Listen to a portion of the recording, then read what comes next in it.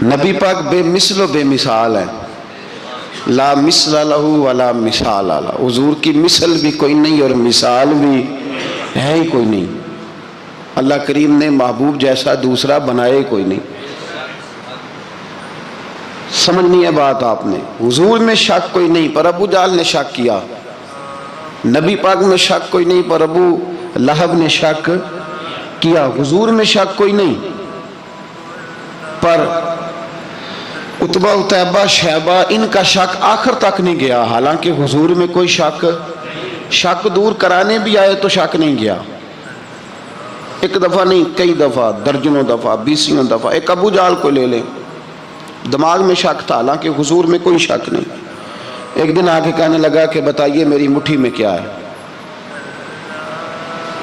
تو نبی پاک صلی اللہ تعالی علیہ وسلم نے فرمایا اگر میں نے بتا دیا، کہنے لگا اگر آپ نے بتا دیا تو میں کلمہ پڑھ لوں گا۔ حضور نے فرمایا میں نے بتا دینا ہے پر تو نے کوئی نہیں پڑھنا، میں بتا دینا ہے۔ کہ بتائیے، تو حضور نے فرمایا چل سودا کر لیتے ہیں، اگر جو تیری مٹھی میں ہے وہی بتا دے پھر تیرا کیا خیال ہے؟ تو نبی پاک صلی اللہ تعالی علیہ وسلم نے کہا کیا بھائی ابو جہل کی مٹھی میں؟ تو اس کی مٹھی میں کنکر تھے، کنکروں نے کلمہ پڑھنا شروع کر دیا۔ جب کنکروں نے کلمہ پڑھا، پتھر تھے وہ، انہوں نے کلمہ پڑھا، ابو جہل نے وہ کنکر زمین پہ پھینکے کہنے لگا اوہو تیرا جادو تو پتھروں پہاڑوں پہ بھی چلتا ہے۔ اب جملہ کہنے لگا ہوں سمجھ لینا، ابو جہل گوشت کا آدمی تھا، کنکر پتھر تھے، پتھر کلمہ پڑھ گئے۔ گوشت پوشت کا آدمی تھا پر کلمہ، کیونکہ یہاں کیا تھا؟ شک، اس نے آگے نہیں بڑھنے دیا۔ گوشت پوشت کا شخص ہو کے پتھروں سے آگے نکل گیا۔ نبی پاک صلی اللہ علیہ وسلم کی خدمت میں آیا، بلکہ وہ جو یہودی والی روایت ہے اس کے پس منظر میں بھی بعض محدثین نے لکھا ہے، اس کو بھی اسی نے بھیجا، کہنے لگا جاؤ نبی پاک سے جا کے کہو اگر وہ درخت آپ کا کلمہ پڑھے تو میں بھی پڑھ لوں گا۔ درخت، اب درخت ہوتے تو جاندار ہیں پر کلمے تو کوئی نہیں نہ پڑھتے۔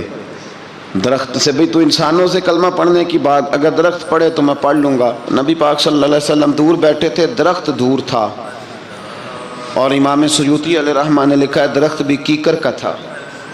نبی پاک صلی اللہ علیہ وسلم نے فرمایا اس یہودی سے کہ تو جا کے درخت کو کہہ کہ تجھے نبی پاک بلاتے ہیں۔ فرمایا میں گیا تو پھر تم نے کہنا جادو کر کے بلایا ہے۔ احتیاط بھی کی، ہر چیز آنکھوں کے سامنے رکھی، تو جا کے کہہ کہ تجھے بلاتے ہیں۔ وہ بندہ گیا، جا کے کہنے لگا، اور امام سیوطی نے اس کو لکھا ہے، کہنے لگے اس نے نبی پاک کا نام بھی نہیں لیا، کیونکہ ابو جہل اینڈ کمپنی کو پتا تھا کہ مصطفیٰ کے نام میں بھی بڑی برکت، خالی نام بھی نہیں لیا۔ کہنے لگا درخت وہ جو سامنے بیٹھے ہیں نا وہ تجھے بلا رہے، نام نہیں لیا حضور کا، وہ جو سامنے بیٹھے ہیں نا، جاءت لدعوتہ الاشجار ساجدۃ، امام بوصیری کہتے ہیں درخت آیا اور سجدہ کرتا ہوا، زمین چیرتا ہوا آیا۔ کس طرح آیا؟ پہلے آگے جھکا، پھر پیچھے جھکا، دائیں جھکا، بائیں جھکا۔ یہاں بھی لکھنے والوں نے لکھا ہے کہ وہ نہ درخت اپنی جڑیں اکھیڑ رہا تھا، جب چلنا تھا نا اس نے حضور کی طرف آنا تھا تو آگے دائیں بائیں ہوا، جڑیں اکھیڑ رہا تھا۔ لیکن ہمارے استاد جب ہمیں یہ روایت پڑھایا کرتے تھے تو کہتے تھے جڑیں نہیں اکھیڑ رہا تھا، جب اس نے سنا مجھے نبی پاک نے بلایا تو اسے وجد ہو گیا تھا، وہ جھومنے لگ گیا تھا، جھوم رہا تھا، حضور نے مجھے بلا لیا، جاءت لدعوتہ الاشجار ساجدہ۔ تو درخت آیا، اس نے آ کے نبی پاک کو سجدہ کیا، لکڑی کا بنا ہوا درخت ہے، سجدہ کیا۔ سجدہ کرنے کے بعد درخت اٹھا اور اٹھ کے اس نے نبی پاک کا کلمہ پڑھا۔ وہ جس کو ابو جہل نے بھیجا تھا نا یہودی، وہ درخت کی حالت دیکھ کے کلمہ پڑھ گیا، وہ کلمہ پڑھ گیا، لیکن یہی بے ایمان کہنے لگا اوئے ہوئے ان کا تو درختوں پہ بھی جادو چلتا ہے۔ لا ریب فی، شک قرآن پاک میں، لیکن اگر بندے کے دماغ میں ہو اس کا علاج ہے کوئی، ادھر ہی شک بیٹھ جائے۔ میں سادی مثال دیتا ہوں کہ سامنے دیوار صاف ہو لیکن گرد اگر آئینے پہ پڑی ہو، دیوار صاف کرنی چاہیے کہ اینک کا شیشہ صاف کرنا چاہیے؟ ساری زندگی لوگ دیوار صاف کرتے گزار دیتے، ساری زندگی تراش خراش کرتے گزار، اپنی مرضی کی پینٹنگ کرتے گزار دیتے ہیں، پر اپنی آنکھ کی پتلی صاف نہیں کرتے، آنکھ کی پتلی صاف نہیں کرتے۔ کسی نے حضرت رومی سے کہا تھا हुजूर दुनिया में कोई अच्छा मिलता नहीं, फरमाने लगे थोड़ा रोना शुरू कर ताकि तेरी पुतलियां वुजू कर लें, वुजू कर लें। वो उन्हें पता चल जाए कि कितने साफ सुथरे लोग दुनिया में पाए जाते। अबू जाल फिर आ गया, कहने लगा अगर आप चांद के 2 टुकड़े कर दें तो मैं कलमा पढ़ने को तैयार हूं। अच्छा, यहाँ भी बड़ी मज़े की बात है। अल्लाह ने पहले कह दिया नबी पाक को कि इन्नल्लज़ीना कफ़रू सवाउन अलैहिम आ अनज़रतहुम अम लम तुनज़िरहुम ला युमिनून। महबूब, ये जिनकी किस्मत में कुफर है ना, आप इन्हें डराएं चाहे ना डराएं, ये ईमान नहीं लाएंगे। कंकरों ने भी कलमा पढ़ लिया, दरख्तों ने भी पढ़ लिया, सारा कुछ हो गया, और अल्लाह ने भी कह दिया कि महबूब इस बेईमान ने कलमा नहीं पढ़ना। पर हुजूर ने फरमाया ये पढ़े ना पढ़े, हमने मैदान नहीं छोड़ना। जितनी दफ़ा आएगा ना हम इसे ज़रूर मौजज़ा दिखाएंगे, जितनी दफ़ा आएगा, हम क्यों मैदान छोड़। आगे कहने लगा जी अगर चांद के 2 टुकड़े कर दे तो इक़्तरबतिस्साअतु वंशक्कल क़मर। तो नबी पाक सल्लल्लाहु अलैहि वसल्लम ने उंगली का इशारा किया, चांद 2 हिस्सों में बटा। कोहे सफ़ा एक पहाड़ी थी मक्के में, आधा टुकड़ा पहाड़ी की इस जानिब हुआ, आधा इस जानिब। यानी वजाहत की अल्लाह करीम ने कि ऐसे ना हो कि ये कहे जी वो तो ऐसे बिल्कुल शक हुआ तो मिल गया, पता नहीं मेरी आंखों पे जादू हो गया, मिला है कि नहीं मिला। जब टूटा तो हदीस पाक में आता है कि आधा चांद कोहे सफ़ा के इधर गया और आधा तो पहाड़ी थी, चांद नीचे आया, पहाड़ी के गिर्द घूमा, आगे जाके मिला। यानी वक्फा दिया गया बाकायदा देखने का, समझने। पूरी दुनिया में जितने लोग उस वक्त चांद देख रहे थे, हिंदुस्तान तक रवायतों में मिलता है कि लोगों ने गवाही दी कि हमने चांद टूटते देखा है। जमाना मान गया, लोगों की चीखें निकल गई, लोग कदमों में गिर गए। पर वो जिसके दिमाग में शक था ना, वो नहीं माना। शजर व हजर पहचान गए, पर इंसान की नज़रों में शक ही रहा। दुनिया में सबसे मजबूर, कमज़ोर, बुज़दिल, कम फहम बंदा वो है जिसके दिमाग में शक है। सबसे कम फहम आदमी, उसकी फिरासत रूहानिया ज़ीरो है, वो एक नाकाम शख्स है। उसको किसी पे भी शक पड़ जाए, किसी पे भी। हमने देखा है जो औरत अपने मर्द पे शक करने लग जाती है, उस घर का कोई इलाज ही नहीं होता। जो शिकवा करती है रोटी का, पैसों का, वो किसी दौर में मसला उसका हल हो जाता है। जो नाफरमान होती है उसका भी मसला किसी न किसी ज़माने में हल हो ही जाता है। ये जिसको शक पड़ जाता है ना, शक, उसका मसला क़यामत की सुबह तक हल नहीं होता।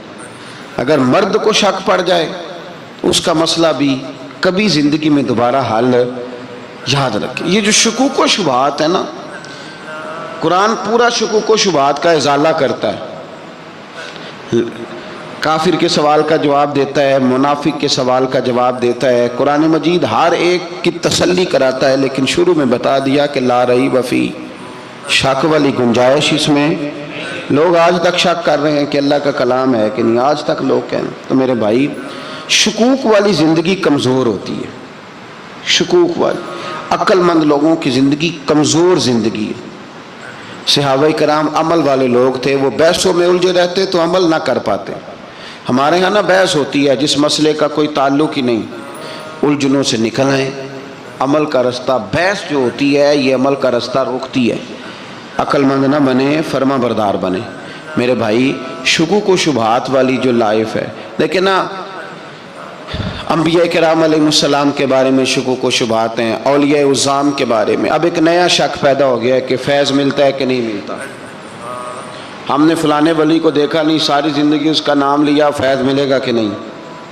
गौस पाक को देखा नहीं, सारी ज़िंदगी कादरी कहलाया, फैज़ मिलेगा कि नहीं। ख्वाजा अजमेर को देखा नहीं, चिश्ती कहलाए, फैज़ मिला कि नहीं। साबर पिया को देखा नहीं, साबरी कहलाए, फैज़ मिला कि नहीं। ओ खुदा के बंदे, फैज़ वो चीज़ है जो नज़र नहीं आती पर महसूस सबसे ज़्यादा होती है। मिले तो हज़रत अवैस करनी भी नहीं थे नबी पाक से, वो भी नहीं मिले थे, मुलाकात तो उनकी भी नहीं हुई थी। क्या कहोगे, मुलाकात नहीं हुई, लेकिन फ्यूज़ो बरक़ात का ये आलम है कि मेरे महबूब ने फरमाया वो दुआ करेगा तो अल्लाह मेरी उम्मत की बख्शिश फरमाएगा। तो आप हमारे सूफिया में एक सिलसिला अवैसिया है।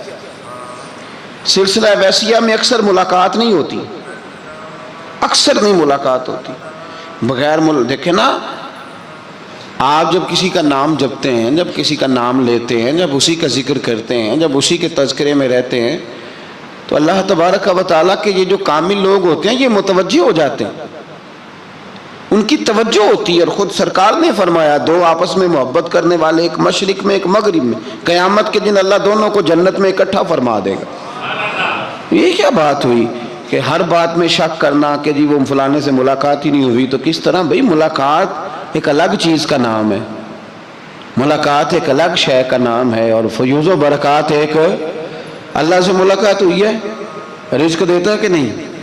زندگی دیتا ہے، ساری چیزیں دیتا ہے، تو ملاقات تو کوئی نہیں کرتا۔ تو اس لیے ہر چیز کو ٹھیک ہے، وہ جو جگہ جس جگہ پہ جو بات ہے اس کو وہاں رہنا چاہیے، لیکن یہ شکوک ہیں، ان سے باہر نکلیں، ان سے باہر آئیں۔ اولیاء اللہ کا جو فیضان ہے، ان کی جو محبت ہے، ان کے جو طریق، حضرت سلیمان بن بشار رحمۃ اللہ علیہ بزرگ گزرے ہیں، وہ کہتے ہیں میرے پاس، میں بڑا خوبصورت تھا، جوانی میں دین کی تھوڑی سی خدمت کرتا تھا، تو ایک عورت آ گئی، اس عورت نے میرے ساتھ کچھ مجھ سے مانگا، مطالبہ کیا، تو میں نے کہا کوئی بھکارن ہے۔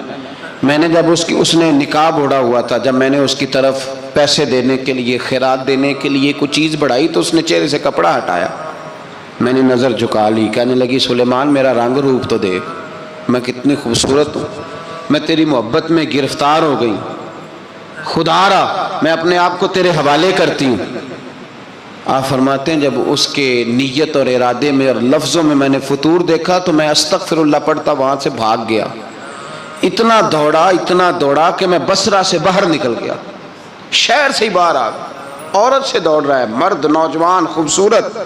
فرماتے ہیں عشاء کی اذانیں ہو رہی تھی، نماز پڑھ کے میں مسجد میں سو گیا، تو مجھے حضرت یوسف علیہ السلام کا دیدار ہوا۔ جناب یوسف کہتے ہیں میں حضور کا غلام اور غلاموں کا غلام اور صدیوں بعد کا غلام، تو جناب یوسف علیہ السلام میری خواب میں آئے اور کہنے لگے اٹھ جوان، میرے سینے سے لگ، یار تو نے تو نبی پاک کا امتی ہو کے وہ کام کیا ہے جو میں نے نبی ہو کے کیا تھا۔ اب کام حضرت یوسف والا کیا تھا نا، تو صدیوں اور سالوں اور مہینوں کا فاصلہ بن سکا، تو وہ آ گئے۔ مسئلہ یہ ہے کہ شکوک و شبہات والی زندگی نقصان دیتی ہے۔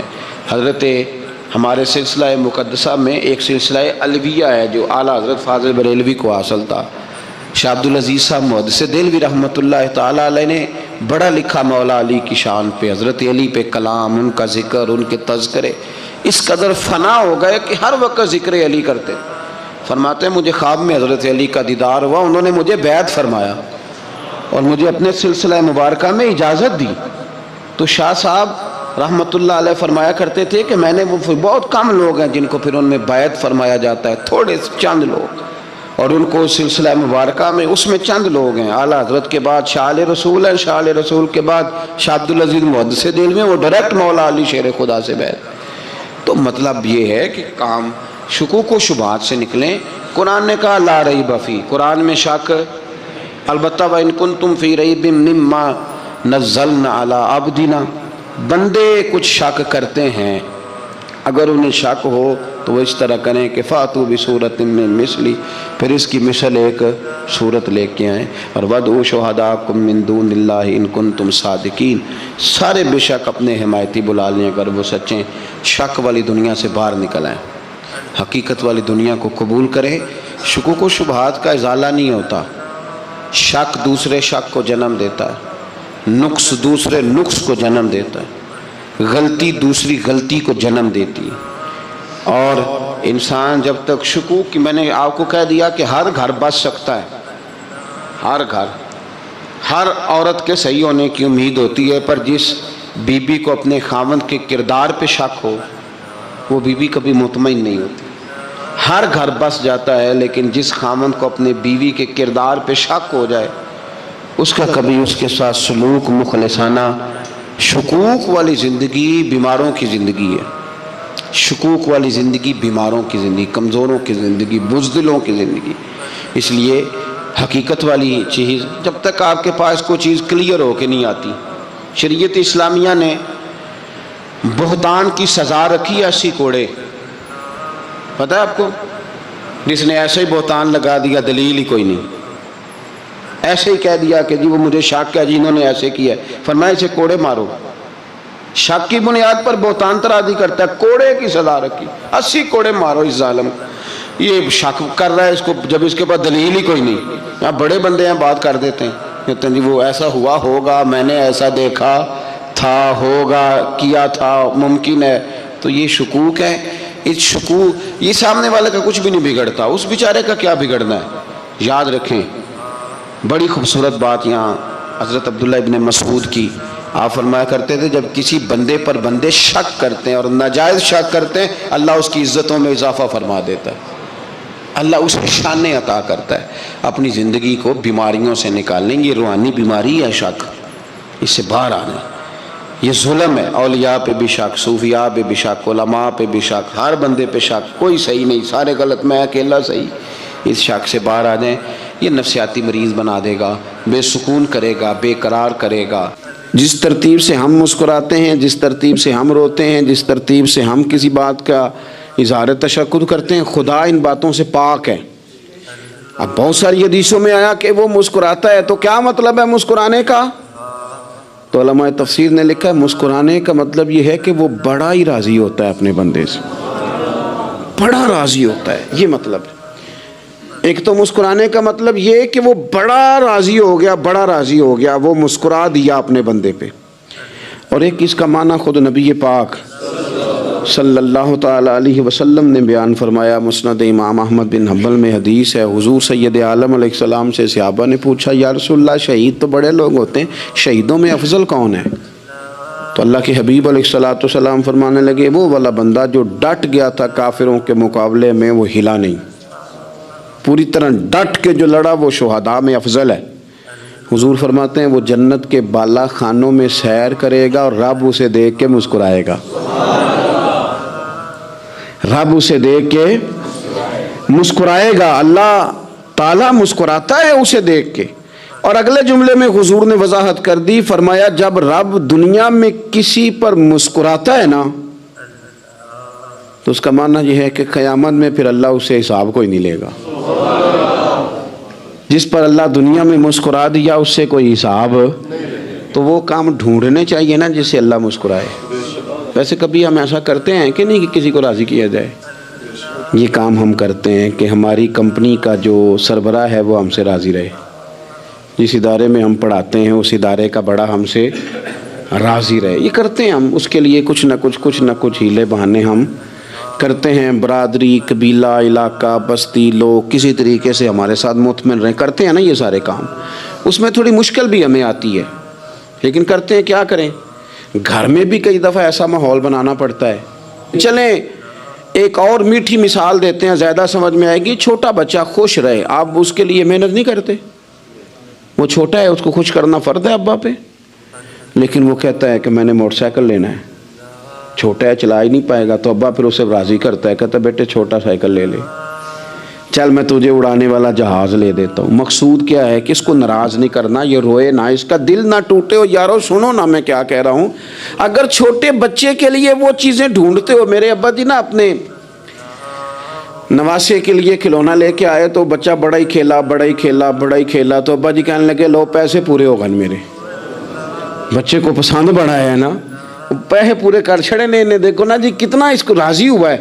تو انسان کیا کرتا ہے کہ کوشش کرتا ہے، چھوٹا بچہ بھی ناراض نہ ہو تو وہ چیزیں وہ ڈھونڈتا ہے کہ اس کو کیا پسند ہے، چاکلیٹ لے جاؤں، فلاں چیز لے جاؤں، آئس کریم لے جاؤں۔ تو ایک بچے کے لیے، گھر کے لیے، سربراہ کے لیے اتنی محنت کرتے ہو، تو وہ کام بھی ہمیں ڈھونڈ کے تلاش کرنے چاہیے نا جس سے رب راضی ہوتا ہے، اللہ راضی ہوتا ہے۔ بتاؤں وہ کون کون سے کام ہیں؟ نبی کریم صلی اللہ تعالی علیہ وسلم نے ارشاد فرمایا 3 لوگ ہیں جنہیں دیکھ کے رب مسکراتا ہے۔ یا رسول اللہ صلی اللہ علیہ وسلم وہ کون کون سے؟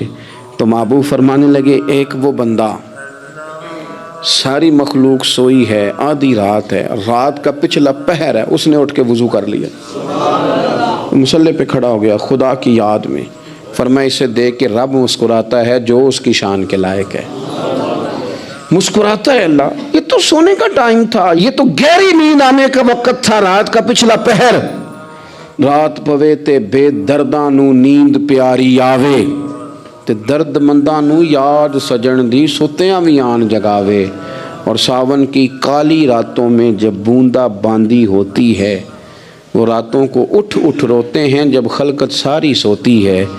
اللہ مسکراتا ہے۔ اور سننا میرے بھائی، میرے نبی پاک صلی اللہ تعالیٰ علیہ وسلم فرماتے ہیں جب مسلمان نماز کے لیے صفیں بناتے ہیں نا، ترتیب لگ رہی ہوتی ہے، اب اللہ کی بارگاہ میں کھڑے ہوں گے، قیام کریں گے، رکوع کریں گے، سجود کریں گے، فرمایا جب مومن صفیں بناتے ہیں تو رب دیکھ کے مسکراتا ہے، مسکراتا ہے۔ کمال ہو گئے عروج بندگی کا، جب بندے کو دیکھ کے رب مسکرائے۔ خدا بندے سے خود پوچھے بتا تیری رضا کیا ہے، مسکراتا ہے۔ اور میرے نبی پاک علیہ السلام فرماتے ہیں جب مجاہد جہاد کے لیے صفیں سیدھی کرتے ہیں، آج تو یہ رب کے نام پہ مرنے ہی آ گئے، یہ صفوں میں کھڑے ہوں گے، ترتیب سے لڑیں گے، ترتیب سے گلا کاٹیں گے کافروں کا یا شہادت لیں گے۔ فرمایا جب جہاد کے لوگ صفیں بناتے ہیں تو رب انہیں دیکھ کے مسکراتا ہے۔ کتنے نصیبوں والا وہ بندہ ہے جسے دیکھ کے مسکرا دیا۔ او یار، کبھی تیرا بیٹا تیرے سامنے مسکرائے نا چھوٹا تو تیرا دل باغ باغ ہو جاتا ہے۔ تیری ماں بیمار کسی ایک دن صحیح طرح ہنس پڑے تو طبیعت خوش ہو جاتی۔ مجھے بتاؤ نا جس کا رب بھی اسے دیکھ کے ہنس پڑے، جو اس کی شان کے لائق ہے، کیا اس بندے کے نصیبیں ہیں، کیا اس کے مقدر ہیں۔ آپ اس مقام پر اپنے آپ کو لائیں۔ اب دیکھیں نا، یہ حدیث آپ نے سن لی، اب ہم نے نا اس طرح صفیں نہیں بنانے جس طرح ساری دنیا، اب ذرا صفیں بھی شوق سے بنائیں گے، اب ذرا تھوڑا سا شوق پیدا کریں گے۔ بھئی یہ تو میں وہ کام کرنے لگا ہوں جسے دیکھ کے رب مسکراتا ہے۔ نبی پاک صلی اللہ علیہ وسلم نے فرمایا جب کو بندہ توبہ کرتا ہے نا، ہم توبہ کا رٹا لگاتے ہیں، یا اللہ میری توبہ، یا اللہ۔ اور توبہ کا تو مطلب یہ ہے کہ پچھلے گناہوں سے پکی توبہ، آج کے بعد یہ غلطی نہ کرنے کا پکا وعدہ۔ تو نے ساری شب برات رو کے گزاری ہے، بتا سویرے جھوٹ جوڑنے کا ارادہ ہے تیرا؟ آج کے بعد رشوت تو نہیں نہ لے گا، ملاوٹ تو نہیں نہ کرے گا، یہ توبہ ہے۔ اور اگر سارے کام اسی طرح کرنے تو پھر یہ توبہ کا رٹا ہے، جتنا مرضی لگاؤ۔ حضرت علی بن ربیعہ رضی اللہ تعالیٰ عنہ فرماتے ہیں میں مولا علی کے ساتھ تھا، مقام حرا کی طرف جا رہے تھے، حضرت علی نے ہاتھ اٹھا کے دعا مانگی ہماری تعلیم کے لیے، ورنہ حضرت علی ہم صحابہ کو محفوظ عن الخطا تو مانتے ہیں نا۔ ہاتھ اٹھا کے کہا اے اللہ ہمارے گناہ بخش دے، تیرے علاوہ کوئی معاف کرنے والا نہیں۔ اور پھر حضرت علی آسمان کی طرف دیکھا اور دیکھ کے نا حضرت علی بن ربیعہ کو تو مسکرائے۔ حضرت علی بن ربیعہ کہنے لگے حضور مسکرائے کیوں ہو؟ فرمانے لگے ایک دن میں حضور کے ساتھ اسی طرح آیا تھا، اسی طرح حضور نے دعا فرمائی تھی ہماری تعلیم کے لیے، اور پھر حضور مجھے دیکھ کے مسکرائے تھے اور فرمایا جب کوئی بندہ رب کی بارگاہ میں اس طرح استغفار کرتا ہے تو رب مسکراتا ہے، اور مسکرا کے فرماتا دیکھ لو میرے بندوں کو پتا ہے کہ میرے علاوہ معاف کرنے والا کوئی نہیں، ہمیں پتا ہے، تم اس کی بارگاہ میں رجوع تو لاؤ، آؤ تو صحیح دو آنسو لے کر۔ اقبال کہتے ہیں کہ موتی سمجھ کے شان کریمی نے چن لیا، قطرے دو گرے میرے ار کے انفعال کے، دو میں نے آنسو بہائے تھے تو اس کے کرم نے تو موتی سمجھ کے چن لیے۔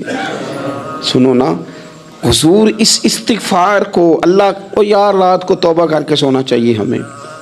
کچھ غلطیاں ہم کرنا نہیں چاہتے پر ہم سے ہو جاتی ہیں، کچھ دل ہم توڑنا نہیں چاہتے پر وہ ٹوٹ جاتے ہیں، ہماری مجبوری ہوتی ہے ٹوٹ جاتے ہیں۔ رات کو اس کی بارگاہ میں ہاتھ باندھ کے کشکول طلب دراز کر کے خوب استغفار پڑھنا چاہیے کہ مالک بندے ہیں نا کیا کریں، نفس کا ساتھ ہے، دنیا کا ساتھ ہے، خواہشات نفسانیہ، مالک معاف کر دے۔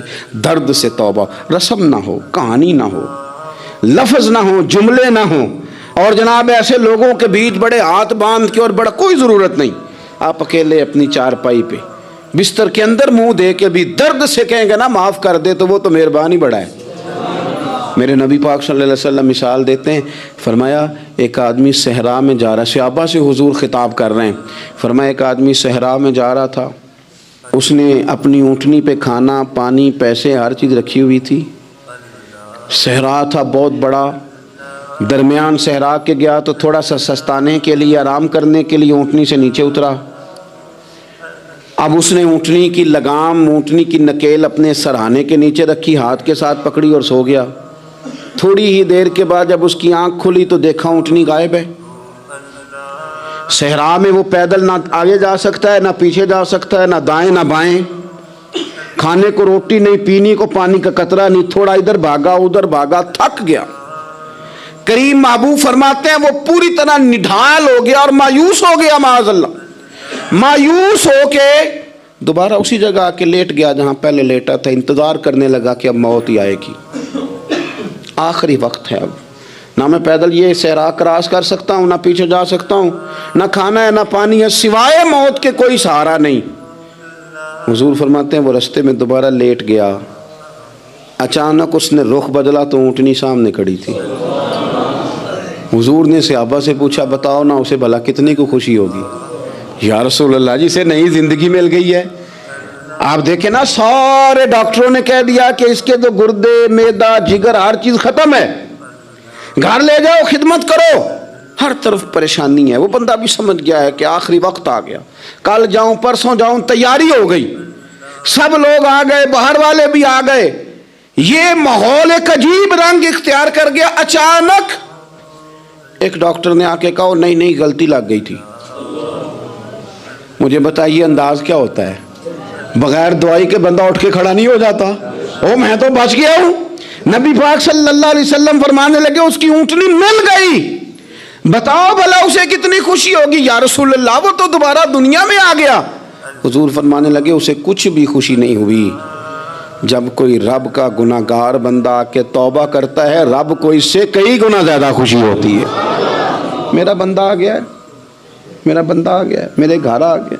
اس نے آنسو بہائے ہیں، اس نے کہا اللہ میں تیرا ہی ہوں، تیرا ہی رزق کھاتا ہوں، تیری ہی زمین پہ رہتا ہوں، تیرے نام سے میری سانسیں چلتی ہیں۔ وہ آ گیا۔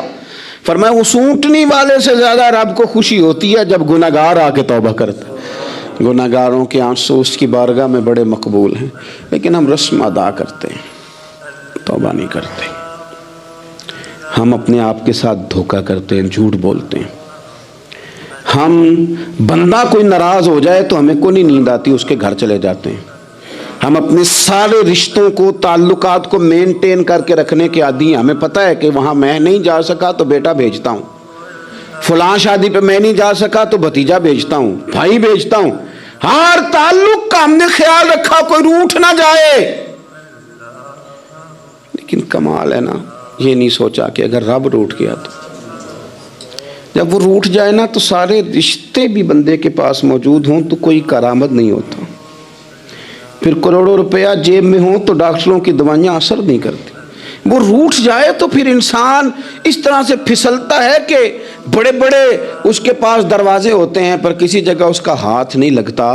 خدا را خیال کریں، دنیا روٹتی ہے تو روٹھ جائے، رب رسول ناراض نہ ہونے پائیں، اس کا خیال کریں۔ حضور فرماتے ہیں وہ مسکراتا ہے، اسے خوشی ہوتی ہے جب کوئی اس کا بندہ اس کی طرف رجوع کرتا ہے۔ میرے عزیزو، رسول پاک صلی اللہ تعالی علیہ وسلم نے ان لوگوں کے تذکرے کیے جنہیں دیکھ کے رب مسکراتا ہے۔ ہم نا گناہ گاروں پر بھی فتویٰ دینے میں جلدی کرتے ہیں اور نیکی پر بشارت دینے میں بھی جلدی کرتے ہیں، حالانکہ یہ ہماری ذمہ داری نہیں۔ پتہ نہیں اللہ تعالیٰ کس کو کب توفیق توبہ دے کے اپنے قریب کر لے، لیکن بڑی جلدی ہے، بڑی جلدی فتویٰ دینے میں۔ اور یہ فتویٰ اب صرف مفتیوں کا نہیں رہ گیا، یہ میری طرح کے آپ کی طرح کے ڈھیروں لوگ ہیں جنہوں نے جیب میں فتوے ڈالے ہوئے ہیں۔ بھئی آپ نے کیوں ذمہ داری لے لی ہے جنت میں داخل کرنے کی اور نکالنے کی؟ یہ تو میرے رب کریم کا کرم ہے، وہ جس کو چاہے جب چاہے جتنا چاہے عطا کرے۔ لیکن کچھ لوگ نا بڑے پکے ہو گئے ہیں کہ شاید جو میں سوچ رہا ہوں وہی درست ہے۔ کبھی کبھی کچھ چیزیں عجیب بھی ہوتی ہیں، لہذا خدا کی رحمت پر بھروسہ کر کے بات کرنی چاہیے، اپنی مرضی کے فتوے نہیں داغنے چاہیے۔ وہ دیکھو جی فلانا بندہ یوں کر رہا ہے، آپ کو پتہ ہی نہیں پوری بات کا، آپ کو علم ہی نہیں پوری بات کا۔ حضرت بہاءاللہ نقشبند بخاری رحمۃ اللہ علیہ فرماتے ہیں میں حج کرنے گیا تو وہاں میں نے ایک آدمی کو کروڑوں کا کاروبار کرتے دیکھا تو میرے دل میں خیال ہے یہاں بھی اللہ اللہ کرنی چاہیے تھی، دنیا داری کر رہا ہے۔ لیکن فرماتے ہیں حج سے فارغ ہوئے تو میں نے دیکھا وہی بندہ سارا کچھ رب کی بارگاہ میں خیرات کر رہا ہے، اور سینکڑوں غریب حاجی ہیں جن کو پورے خرچے دے رہا ہے۔ تو میں نے وہیں اپنی سوچ سے توبہ کی کہ میں کہاں تھا، بڑی جلدی کھڑے نہ ہو جائیں. حضرت حسن بصری رحمۃ اللہ تعالیٰ علیہ ارشاد فرماتے ہیں کہ میں دریا کے کنارے گیا تو وہاں میں نے ایک شخص کو دیکھا، وہ اپنی ایک خاتون کی گود میں سر رکھ کے بیٹھا اور قریب ایک بوتل بھی پڑی ہے. میرے دل میں معاذ اللہ خیال آیا کہ دیکھو کس انداز میں ایک عورت کے ساتھ یہ ہے اور پاس بوتل بھی پڑی ہے، جانے شراب ہے.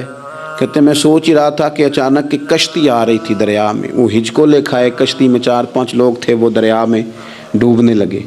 وہ آدمی تیزی سے اٹھا، دریا میں چھلانگ لگائی، پہلے ایک کو نکالا، پھر دوسرا نکالا، پھر تیسرا نکالا. ایک بندہ رہ گیا، کہنے لگا حضور مجھے تو آپ نے گناہگار سمجھا ہے، میں تو بڑے غلط انداز میں یہاں بیٹھا ہوں، آپ نے جو سوچا. چلیں یہ چوتھا بندہ آپ نکالنا ہے.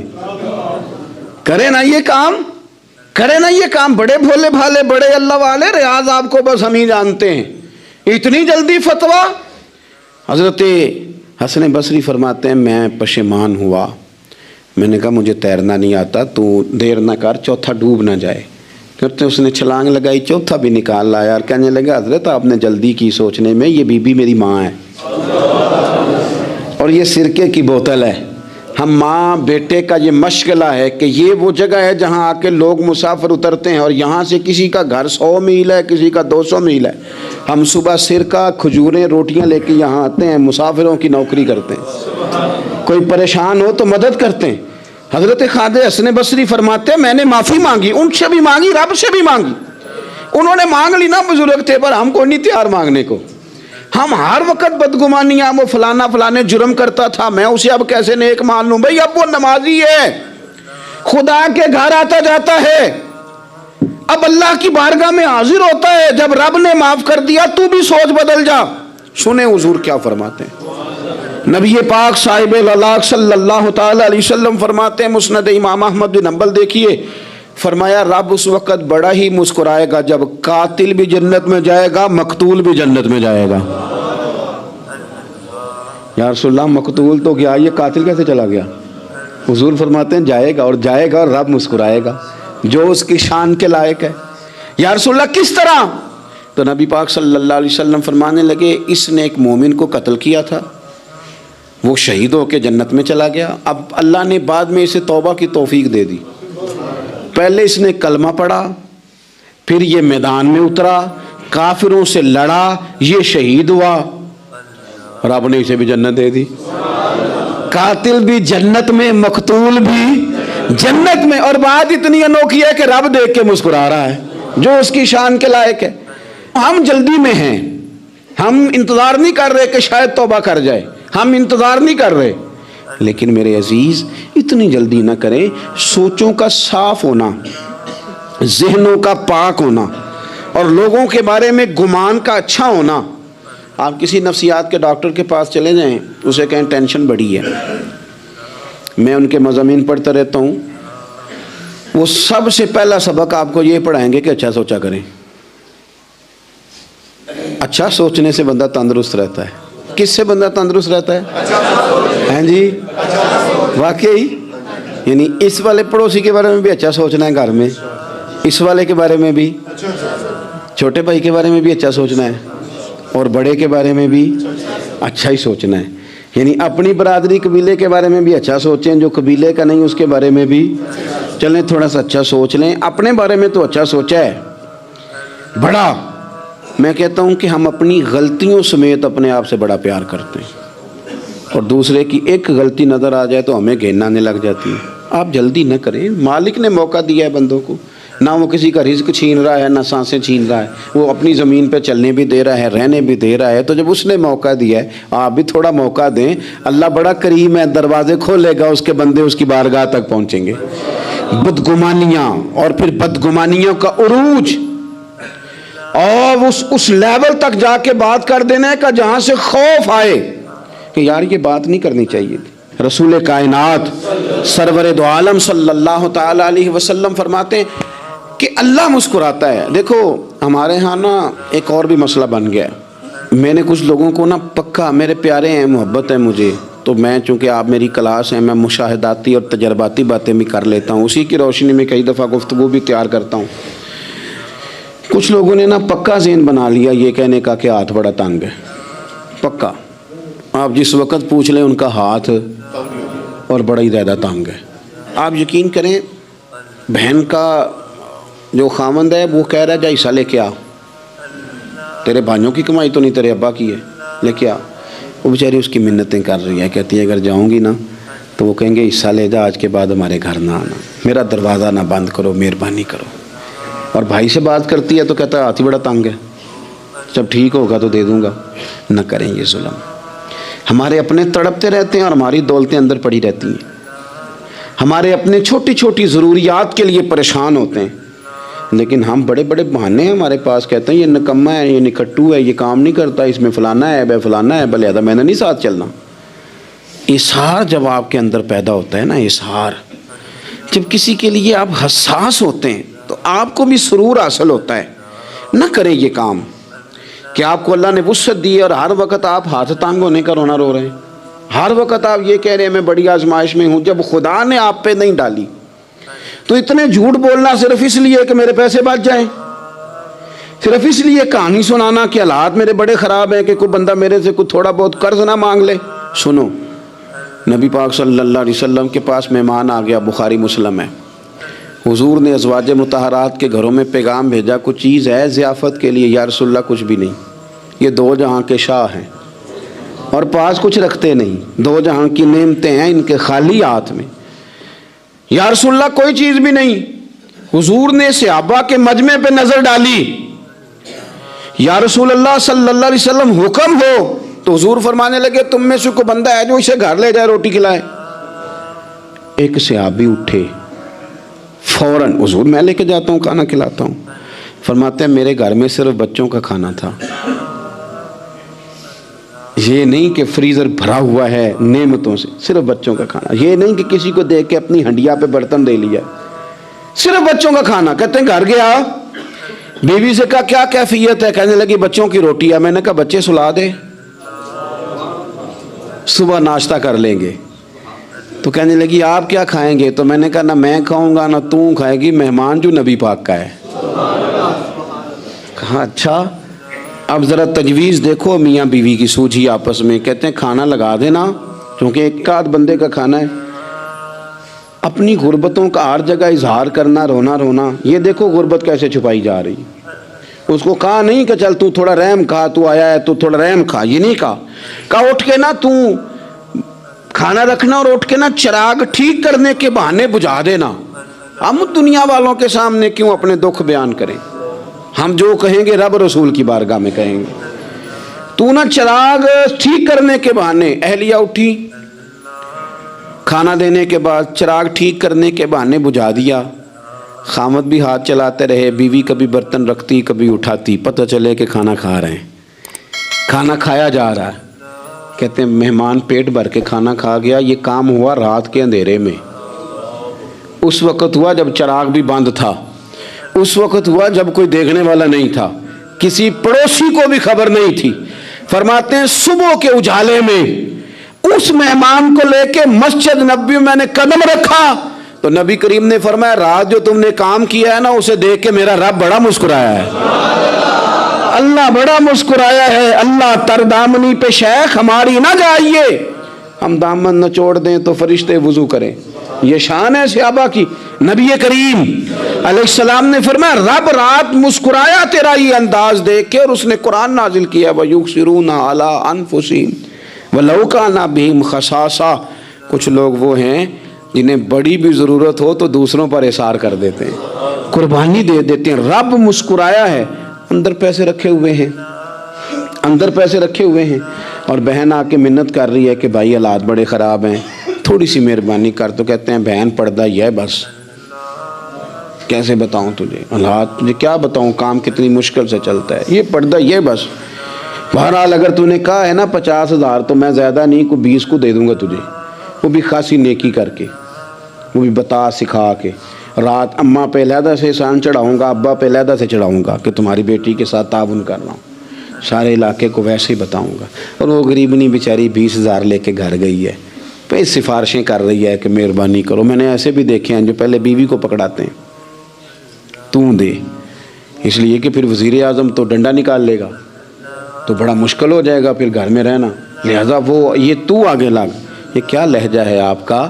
یہ تو کسی کو بھی دیں تو چھپا کے دینے کا حکم ہے، کسی کو بھی دیں تو ہمیں حکم یہ ہے کہ سیدھے ہاتھ سے دینا ہے، الٹے کو خبر۔ اور یہ جو بالکل ہی اپنے، ان پر تو پردہ پوشی آپ کے لیے ویسے ہی ضرورت تھی۔